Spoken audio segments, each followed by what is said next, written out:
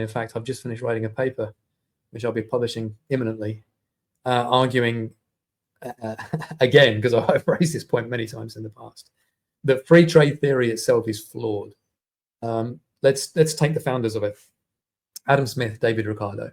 For those of you who remember your economics lessons, so Adam Smith said that it's silly to try and just accumulate gold and silver. If your neighbor does well, you do well, because you both trade more together. And that mercantilism, which is a word I'll be referring to again in a moment, which is the opposite of free trade, is not the way to go, because mercantilism was the way we'd always done things for thousands of years, up until Smith came along with this idea. Now, the problem is Smith himself actually advocated for protectionism for national security. And he said, if it really helps you, in areas of national security where you can't rely on foreigners, yeah, you should still have protectionism. He also was in favor of reciprocal trade.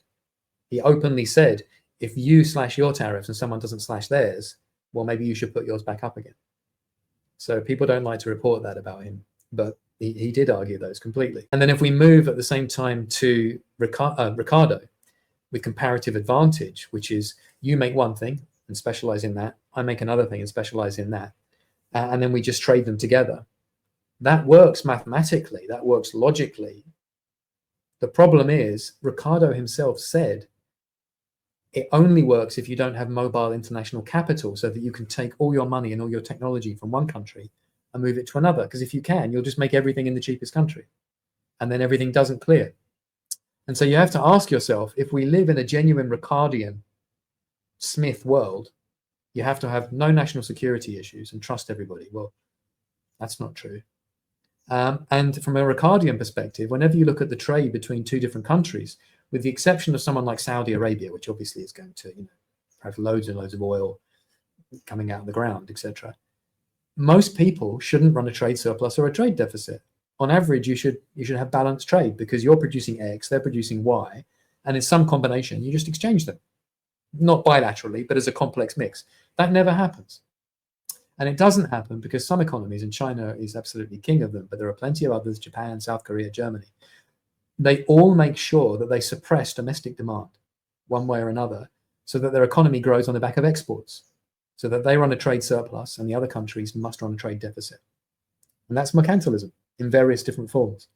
It's statecraft as well, in many cases, in China's case in particular, because they have a vision of what they want to do, which is to control supply chains, control industries, so that if you want to buy that product, you can only buy it from China. Power comes with that. That's entirely what the philosophy of mercantilism is all about.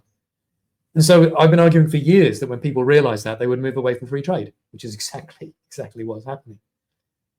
So China has not been a free trader. They export a lot. That's not the same as free trade. It may not be autarky, but it ain't free trade. And so the only response to that is to also move away from free trade. You cannot be a mercantilist by saying, oh, I'll buy more. That doesn't work. It's like saying, I'll fight a war with pacifism. That also doesn't work out too well for you. Hence, we are where we are today. Yeah, and I guess the currency as well has been another avenue that they've, as you said, reduced domestic demand by having a weak currency. Well, that's one method. I mean, each country has a different. Some of them have weak currencies. Some of them suppress domestic demand with very low interest rates. Some of them have subsidies on everything. China subsidizes everything. There are and yes, and some of them, as you go back to that again, the currency can be a prime vector. Basically, there are a lot of different tools that you can use. I don't want to go through them all because it's a long and exhausting list. But if you are doing that kind of thing, and particularly a combination of lots of them, you will export more than import.